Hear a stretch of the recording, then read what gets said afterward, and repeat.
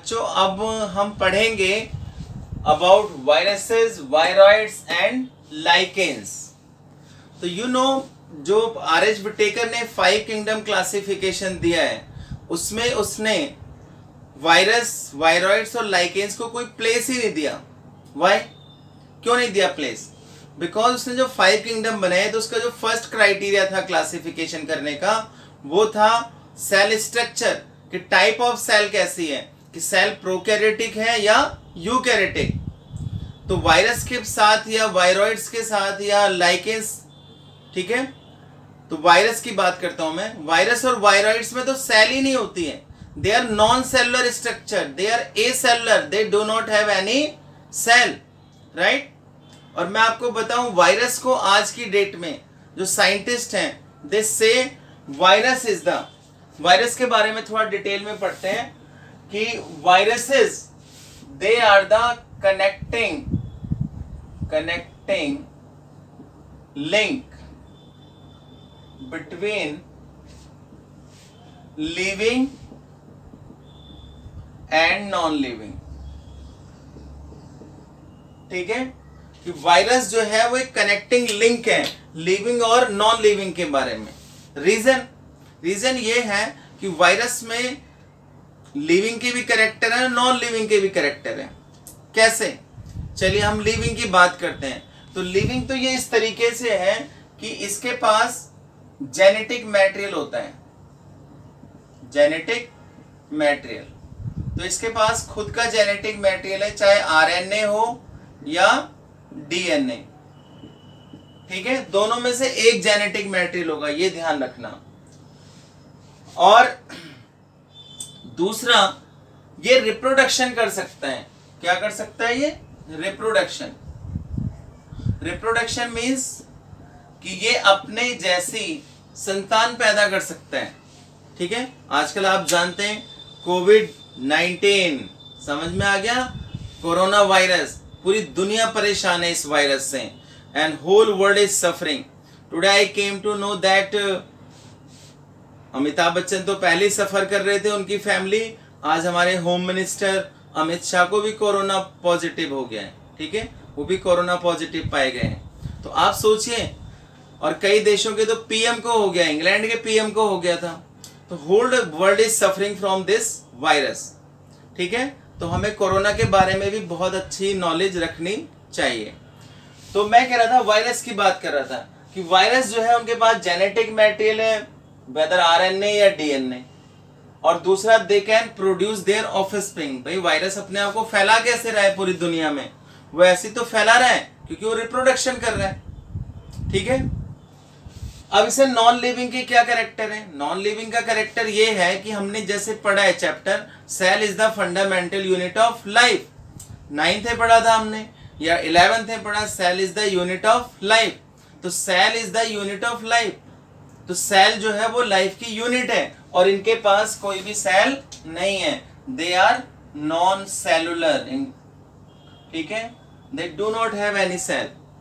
और क्या हो गया नॉन लिविंग का कैरेक्टर? इनमें कोई भी मेटाबॉलिज्म नहीं होता है, नो मेटाबॉलिज्म, ठीक है। कोई रेस्पिरेशन नहीं, कोई एक्सक्रीशन नहीं, नो ट्रांसपोर्टेशन, नो मेटाबॉलिज्म, ठीक है। तो ये भी नॉन लिविंग का कैरेक्टर हो गया। थर्ड, आप इनको क्रिस्टलाइन फॉर्म में रख सकते हैं। क्रिस्टलाइन फॉर्म का मतलब क्या हुआ कि जैसे हम नमक और चीनी रख लेते हैं ना अपनी केमिस्ट्री लैब में, या अपने किचन में भी हमारे सॉल्ट पाया जाता है, नमक रख लिया, चीनी रख लिया, और भी कोई सॉल्ट हो सकता है। इन द सेम मैनर आप इसको क्रिस्टलाइन फॉर्म में रख सकते हैं और 100 साल बाद भी अब इसको यूज कर सकते हैं।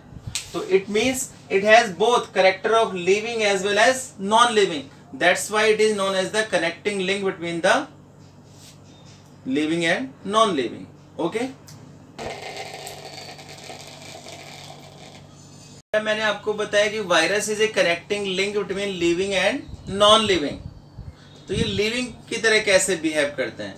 देखिए, जब वायरस किसी होस्ट में एंट्री कर जाता है, ठीक है, तो वो उसकी सेल की सारी मशीनरी को अपने कब्जे में ले लेता है, ठीक है, कैप्चर कर लेता है।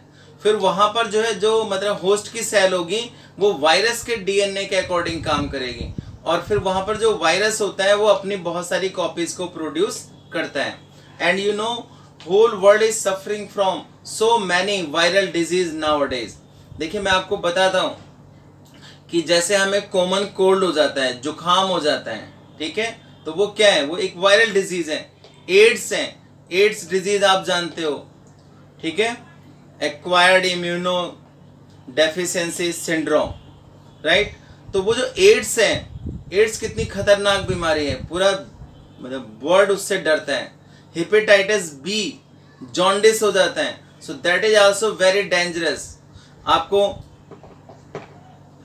ठीक है। और भी क्या हो रहा है, चिकनगुनिया हो रहा है, डेंगू हो रहा है, तो ये सब क्या है, वायरल इन्फेक्शन है।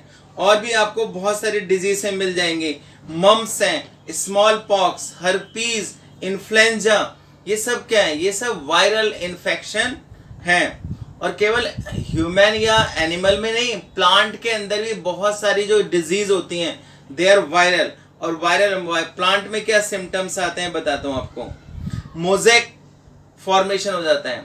देखिए जैसे वायरस की जो डिस्कवरी हुई वो की थी मिस्टर इवानोविस्की, ये रशियन साइंटिस्ट थे।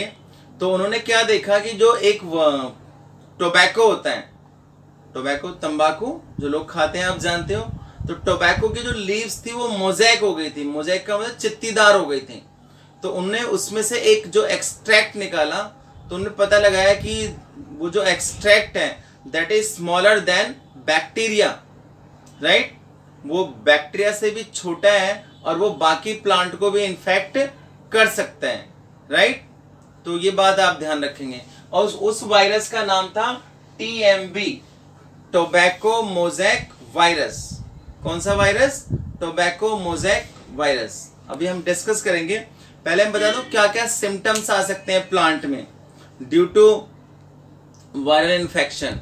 तो एक तो मोज़ेक बन सकता है, लीफ रोलिंग, लीफ कर्ल हो जाती हैं, ठीक है, येलोइंग हो जाते हैं, पीली पड़ जाती हैं पत्तियां, उनकी वेन्स दिखाई देने लग जाती हैं, प्लांट की ग्रोथ रुक जाती है। तो आप सोचिए कितना खतरनाक इन्फेक्शन हो सकता है प्लांट के अंदर भी इसका। अब वायरस की बात करते हैं। तो मैंने बताया कि सबसे पहले वायरस के बारे में किसने बताया, DJ इवानोविस्की, उन्होंने टोबैको प्लांट में। तो DJ इवानोविस्की ने बताया कि जो मोज़ेक बीमारी हो रही है टोबैको में वो किसकी वजह से हो रही है, वायरस की वजह से हो रही है। और देखिए लुइस पास्चर थे एक साइंटिस्ट, उन्होंने इसको नाम दिया वायरस। वायरस का मतलब वेनम, वेनम इज जहर, जैसे सांप का जहर होता है हम उसको वेनम कहते हैं। इट मीन्स पॉइजनस फ्लूइड, तो वायरस का मीनिंग है पॉइजनस फ्लूइड। और देखिए एक और साइंटिस्ट हुए MW बेजरनिक, 1898 में उन्होंने बताया कि जो जैसे टोबैको लीव्स का हमने एक्सट्रैक्ट निकाल लिया तो वो हेल्दी प्लांट में भी इन्फेक्शन कर सकते हैं।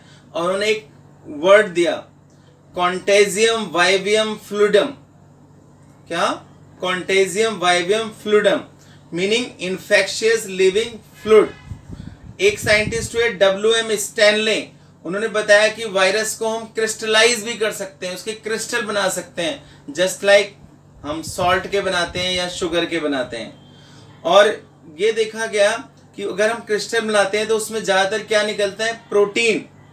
और ये होस्ट के बाहर ये इनर्ट होते हैं, इनएक्टिव होते हैं। लेकिन वायरस जो है वो क्या है, पैरासाइट है, ऑब्लिगेट पैरासाइट, राइट। हाँ, तो मैं वायरस के बारे में बताया था। अगर हम वायरस का स्ट्रक्चर स्टडी करें तो देखिए जैसे ये दो स्ट्रक्चर हमें बुक में दिए हुए हैं। फर्स्ट स्ट्रक्चर है ये TMV, टोबैको मोज़ेक वायरस का। तो आप देखेंगे इसमें क्या है, वायरस, सभी वायरस की बात कर रहा हूं मैं, कि virus are made up of nucleoprotein. Nucleoprotein का मीनिंग क्या है, उनकी बॉडी में एक तो न्यूक्लिक एसिड होगा और एक प्रोटीन कोट होगा, राइट। तो बात करते हैं हम। तो आप देखिए जरा TMV है, इसके प्रोटीन कोट को हम कहते हैं कैप्सिड। इसका जो पूरा ये प्रोटीन कोट है जो ब्लू से शो हो रहा है इसको कहेंगे कैप्सिड। और इसकी जो यूनिट्स हैं ये छोटी छोटी, इन यूनिट्स को हम कहते हैं कैप्सोमियर्स। और इसके अंदर जो जेनेटिक मटेरियल है वो आरएनए है। तो एक बात आप नोट कर लीजिए, जितने भी वायरस जो प्लांट में इन्फेक्शन करते हैं they have single stranded RNA genetic material. एक बात और ध्यान रखना, कोई भी वायरस होगा उसके अंदर जेनेटिक मटेरियल एक ही होगा, आरएनए होगा या डीएनए होगा, ठीक है। तो प्लांट में जो इन्फेक्शन करते हैं उनके अंदर single stranded RNA genetic material होता है, और जो एनिमल में इन्फेक्शन करते हैं उनके अंदर सिंगल और डबल स्ट्रैंडेड आरएनए भी हो सकता है या डबल स्ट्रैंडेड डीएनए। क्लियर। अब देखिए जैसे ये वायरस है हमारा बैक्टीरियोफेज, नाम से कंफ्यूज नहीं होना। बैक्टीरियोफेज वायरस का मतलब ये हुआ कि ये ऐसा वायरस है जो बैक्टीरिया को भी खा जाता है। तो इसका अगर आप स्ट्रक्चर देखें तो इसमें बाहर ये प्रोटीन कोट है और नीचे इसका कॉलर दिख रहा है और ये टेल फाइबर्स हैं, ठीक है, और ये शीथ है। और ये जो इसका हेड है, हेड में क्या है, हेड प्रोटीन कोट का बना हुआ है, लेकिन उसके अंदर जो जेनेटिक मटेरियल है वो डीएनए। क्लियर। अच्छा एक बात और नोट करनी है आपको कि जब कोई वायरस किसी होस्ट में एंट्री करता है तो उसका प्रोटीन कोड बाहर रह जाता है, केवल उसका जेनेटिक मटेरियल ही होस्ट के अंदर जाएगा।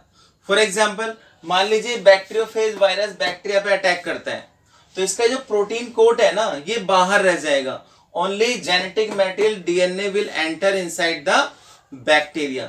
ये आप 12th क्लास में पढ़ेंगे। हाँ तो देखिए अब हम पढ़ेंगे वायरॉइड्स के बारे में। तो बेटा अब हम पढ़ेंगे वायरॉइड्स के बारे में। वायरॉइड्स इनकी डिस्कवरी की थी टीओ डाइनर ने, ठीक है, टीओ डाइनर। और ये जो है वायरॉइड्स ये डिजीज करता है potato spindle tuber disease, potato spindle tuber disease. तो डाइनर ने क्या बताया कि this is viroids are smaller than virus, ये वायरस से छोटे होते हैं और इनका बहुत ही कम मॉलिक्यूलर वेट होता है, they have low molecular weight. और इनके पास क्या खास बात हुई कि वायरस में जैसे हमने बताया था जेनेटिक मटेरियल होता है प्रोटीन कोड, तो जो वायरॉइड्स हैं they have only genetic material RNA और इनके पास कोई भी प्रोटीन कोड नहीं है, they do not have any protein code. अब हम पढ़ते हैं लाइकेंस के बारे में। तो देखिए जो लाइकेंस है ये एक सिम्बायोटिक एसोसिएशन है। Symbiotic association, what do you mean by symbiotic association? ये इसको आप म्यूचुअलिज्म भी कह सकते हैं। तो सिम्बायोटिक एसोसिएशन और म्यूचुअलिज्म में क्या होता है, two organelle live together and they benefit to each other, कि दो ऑर्गेनिज्म एक साथ रहते हैं और एक दूसरे को क्या पहुंचाते हैं, बेनिफिट पहुंचाते हैं। तो यहाँ पर क्या हो रहा है लाइकेन के केस में कि यहाँ पर दो ऑर्गेनिज्म है, फंजाई और एल्गी। फंजाई को हम माइकोबायोन्ट कहते हैं, ठीक है, थोड़ा स्पेलिंग मिस्टेक हो गया है, माइकोबायोन्ट, BIONT, माइकोबायोन्ट। और फंजाई को, एल्गी को कहते हैं फाइकोबायोन्ट। तो आप जानते हैं फंजाई के पास कोई भी क्लोरोफिल नहीं होता है, ये फोटोसिंथेसिस नहीं कर सकते हैं, तो दे आर हेटेरोट्रॉफ। और जो एल्गी होते हैं वो फोटोसिंथेसिस कर सकते हैं बिकॉज दे हैव क्लोरोफिल। तो ये एक दूसरे को कैसे बेनिफिट पहुंचा रहे हैं, ये बेनिफिट ऐसे पहुंचा रहे हैं कि एल्गी फोटोसिंथेसिस करता है, वो फूड प्रिपेयर करता है, और एल्गी उस फूड को किसको प्रोवाइड करेगा, वो अपने दोस्त फंजाई को प्रोवाइड करेगा। और फंजाई क्या काम करेगा, फंजाई एल्गी को शेल्टर देगा, मतलब शरण देगा, उसकी प्रोटेक्शन देगा, ठीक है, उसको सुरक्षा देगा जिससे कि उसको कोई हार्म ना कर सके एल्गी को। So in this way algae and fungi they benefit to each other and this relationship is known as the symbiotic relationship और म्यूचुअलिज्म। क्लियर। और ऐसे हम सब हर जगह सिम्बायोटिक रिलेशनशिप मिलता है। एक डॉक्टर के पास आप जाते हैं तो डॉक्टर को क्या हो रहा है, डॉक्टर को पैसे मिल रहे हैं आपसे, और आपको क्या मिल रहा है, डॉक्टर आपकी हेल्थ ठीक कर रहे हैं।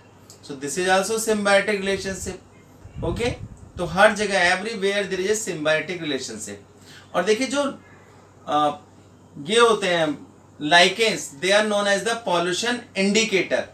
पॉल्यूशन इंडिकेटर क्यों कहते हैं, because lichens they do not grow in the polluted area. इसका मीनिंग अगर आप लाइकेन को एनसीआर में ढूंढना चाहें, दिल्ली, गाजियाबाद, नोएडा में, तो you will not find lichens. तो इसके लिए आपको कहाँ जाना पड़ेगा? नॉन पॉल्यूटेड एरिया में, मतलब हिली एरियाज में आपको लाइकेंस मिल सकते हैं। तो बेटा ये जो हमारा चैप्टर था biological classification, now this is over. इसके नोट्स बनाइए, क्वेश्चन आंसर करिए, ठीक है। एनसीईआरटी के क्वेश्चन करिए, एनसीईआरटी एग्जाम्पलर के करिए, और चैप्टर को अच्छी तरह समझिए और लर्न करिए इसको, ठीक है। डायग्राम्स की भी प्रैक्टिस करिए। Okay, bye.